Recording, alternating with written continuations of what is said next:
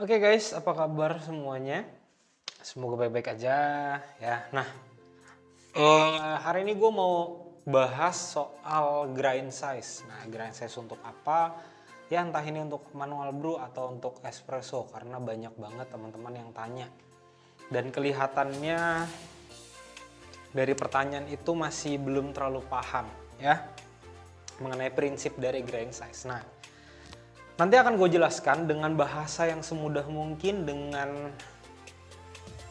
penjelasan yang seharusnya teman-teman bisa paham. Oke, tapi seperti biasa, kalau ngobrol-ngobrol nggak ada kopi, kayak kurang gitu ya. Nah, hari ini gue mau nyeduh kopi, ini kopi baru lagi ya dari Sesame, tapi sebenarnya udah nggak terlalu baru-baru banget sih ya. Udah lumayan lama juga. Nah, kopi yang gue mau seduh ini adalah kopi lokal spesial Jawa Wanoja Leci Cream. Teman-teman lihat ya. Tuh, ya tasting notes-nya lihat. Menarik. Ya, jadi ini sudah gue cobain juga kemarin ya. Di sini ada keterangan-keterangannya, dia varietasnya itu Kartika, Lini S dan Tipika. Nah, terus proses pasca panennya anaerobik slow dry. Ya. Tasting notes-nya ini blood orange, lychee cream sama muscat grape. Muscat grape ini setahu gua memang kayak anggur yang memang dipakai untuk bahan wine mungkin ya kalau tidak salah. Oke. Hari ini gua akan pakai Kalita Wave ya. Kalita Wave. Nah, tapi gue filternya pakai yang 155. Oke, terus kopinya gue pakai 15 gram dengan perbandingan 1:16. Oke, berarti air yang dituang itu adalah 240 ya. Oke, langsung aja kita seduh. Nah, ini gue pakai suhunya, suhu airnya ya, suhu airnya gue pakai 94. Jadi resep gue adalah tuangan pertama, gue tuang sebanyak 40 gram. Nah, terus untuk bloomingnya ini gue dieminnya agak lama sekitar 50 detikan. Tuangan kedua gue tuang sampai 140, jadi gue tambahin 100 gram lagi. Oke, nah karena ini kopi buat gue mau cium baunya kayak apa juga terserah gue, ya nggak? Kalau baunya ini dia aroma keringnya sama aroma basahnya ini memang cukup funky ya, cukup funky itu apa ya? Cukup fermented lah ya. Tapi surprisingly rasanya enggak. Oke, sudah 50, lanjut lagi sampai 140. Nah, teman-teman di sini tuangnya pelan banget ya.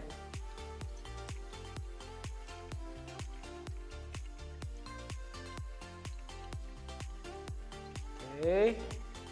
Diemin lagi.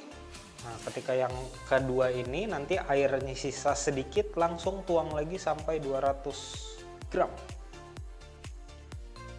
Oke. Tinggal dikit, lanjut tuang lagi. Oke. Nah, ini gue pakai suhunya agak tinggi supaya acidity-nya agak lebih turun gitu, karena nih gue kemarin udah coba-coba ya, gue udah bikin sekitar 4 kalian. Nah, gue ngerasa untuk selera gue cocok pakai suhu yang lumayan tinggi. Oke. Nah, terus tuangan yang terakhir juga nanti pada saat airnya tinggal sedikit lanjut tuang lagi sampai 240. Oke. Ini brewing time-nya 3 menit lebih ya. Nah, terus gue grind size-nya ini pakainya medium. Oke. 3 menit 15 detik. Pakai ini dulu guys ya kan. Nah, bingung mau buat apa. Pasti ada yang tanya, "Bang, itu buat apa, Bang? Buat apa?" Biar ditanya dong. Biar rame aja. Oke.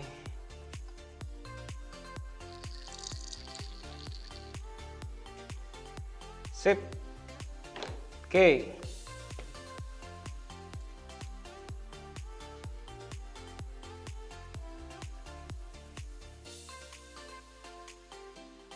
Oke, ini kalau bisa gue bilang ya,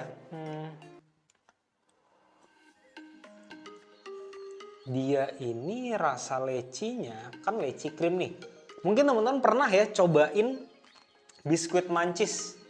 Mancis yang leci krim, bukan mancis korek ya. Biskuit mancis yang leci krim. Nah ini benar-benar dia kayak krim yang ada di tengah-tengah biskuitnya. Jadi ketika dia masih panas nih, dia kerasanya tuh creamy. Terus tekstur bodinya tebel ya, bold banget. Nah, seperti tadi di awal yang gue mention, untuk baunya dia, bau pada saat baru digiling sama aroma pada saat kita seduh, itu baunya acidity-nya lumayan tinggi ya. Nah, tapi di sini yang gue ngerasa acidnya tuh ternyata tidak tinggi. Oke, jadi taste-nya itu dia acidnya tidak tinggi, justru sweetness-nya tinggi banget sih kalau menurut gue ya. Nah terus di sini kan ada tulisannya muscat grape, cuma gue berasa kayak aroma grape tapi kulitnya doang. Kulitnya tuh yang tapi anggur yang hijau kalau nggak salah ya, anggur yang hijau. Kalau teman-teman kupas terus makan kulitnya doang, nah itu ada wanginya tuh. Wanginya setelah kita minum, buang nafas dari hidung, nah itu kerasa banget. Kalau blood orange-nya ini gue belum kerasa. Oke, nah coba kita diemin dulu. Ya, kita diemin. Terus kita ngobrol soal grind size. Nah, gini teman-teman. Untuk grind size ini masih banyak yang tanya. Ya, di beberapa video gue banyak yang tanya kalau sebenarnya grind size yang ideal itu nomor berapa. Oke, saya udah pakai nih bang grinder yang kayak punya abang, terus grind size yang cocok ada di nomor berapa. Gini, untuk grind size itu kita nggak bisa samakan. Ya, karena basicnya umur barang yang gue pakai dengan yang teman-teman pakai bisa jadi beda. Oke, terus yang paling bikin dia bisa beda itu adalah dari roast profile-nya. Ya sebenarnya kalau dibilang roast profile pengaruh, ukuran biji kopi pengaruh, umur biji kopinya juga pengaruh. Tapi yang paling umum lah ya, katakanlah kopinya itu masih 1 bulan sesudah tanggal roasting. Oke, nah jadi dari situ berpengaruhnya ke arah roast profile.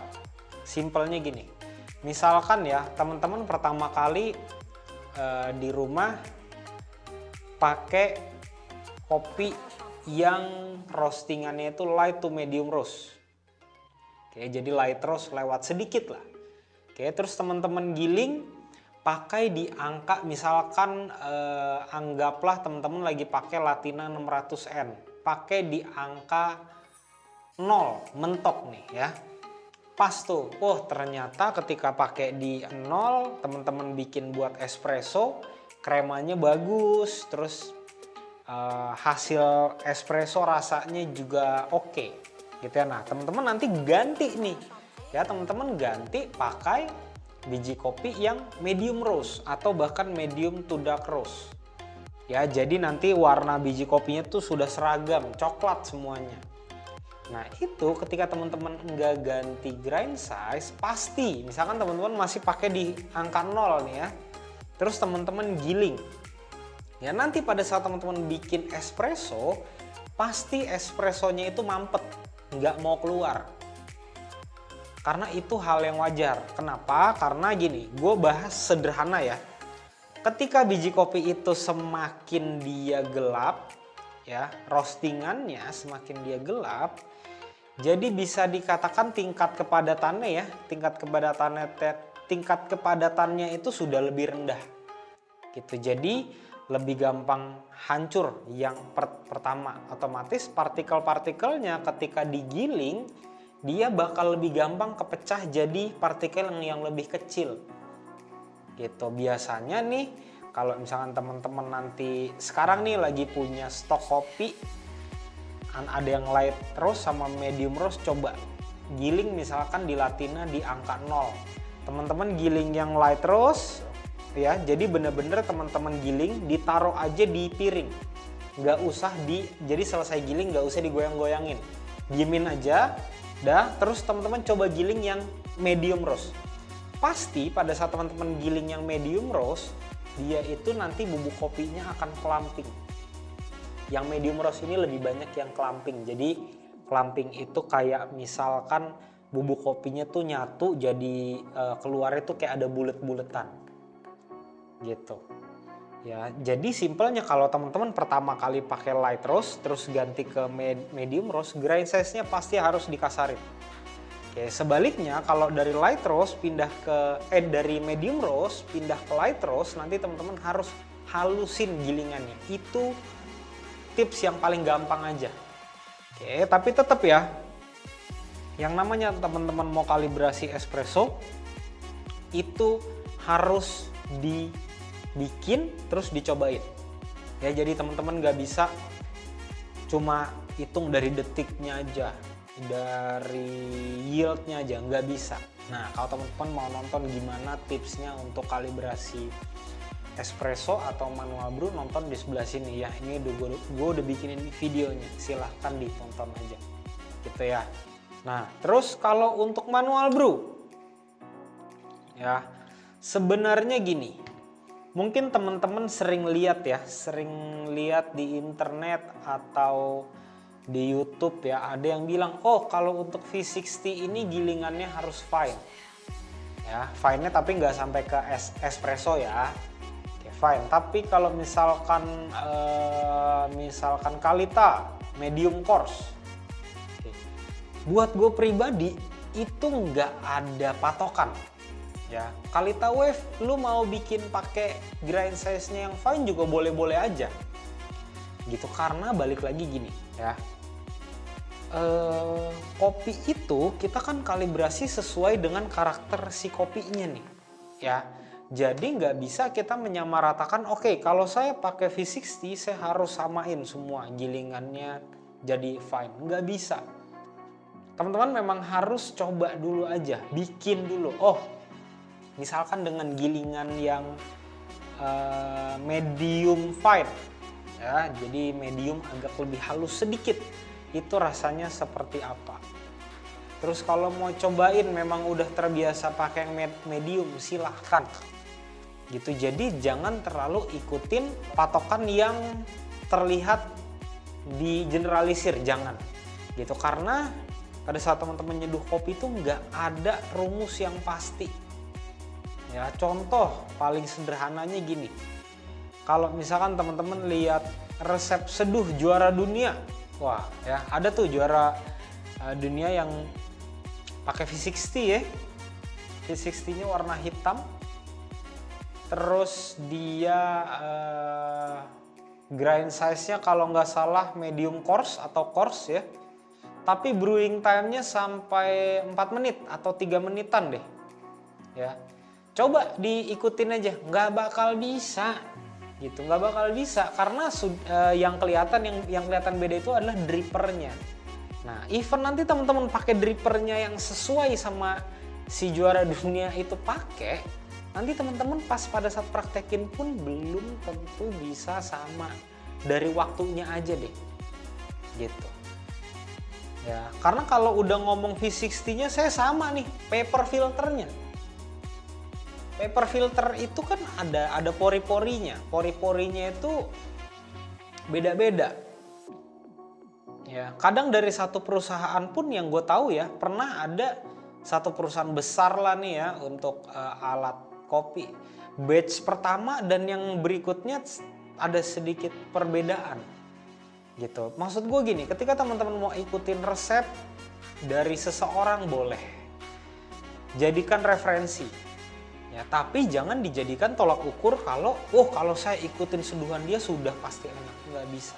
Nggak bisa disamakan gitu ya. Jadi balik ke grind size, Kalau teman-teman tanya ke gua di kolom komentar, bang, grind size yang cocok untuk espresso supaya optimal, terus grind size yang cocok kalau saya mau buat espresso pakai grindernya merek A yang cocok grind size nomor berapa, gua nggak bisa jawab. Yang gue bisa kasih tahu adalah silahkan di dial dulu, di dial itu dicoba dibikin. Nah, untuk patokan gramasi espresso, gramasi espressonya itu berapa berbanding berapa, teman-teman udah banyak infonya, silahkan cari di internet aja ya. Nah, di sini gue bukan mau jawab karena kalau gue jawab panjang banget, nggak akan selesai, mungkin nanti di video yang lain. Oke, nah ini udah agak turun ya, kita cobain.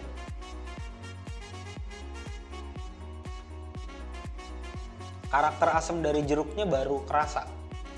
Sweetnessnya menurut gue intensitasnya nggak turun sih, masih sama ya. Ya oke. Ya buat teman-teman yang mau beli kopi ini silahkan cek di kolom deskripsi aja, gue akan cantumkan link pembeliannya. Terus teman-teman kalau mau beli Kalita Wave kayak yang gue pakai, gue akan cantumin juga di deskripsi. Terus kalau mau beli kettlenya, mau beli timbangan, semua akan gue cantumkan di deskripsi. Oke, buat teman-teman kalau ada pertanyaan lagi seputar grind size, silahkan tulis di kolom komentar, sebisa mungkin akan gue jawab. Oke, kalau ada masukan next bikin video apa, silahkan tulis di kolom komentar aja. Oke teman-teman, sekian video dari gue, sampai ketemu di video selanjutnya. Thank you.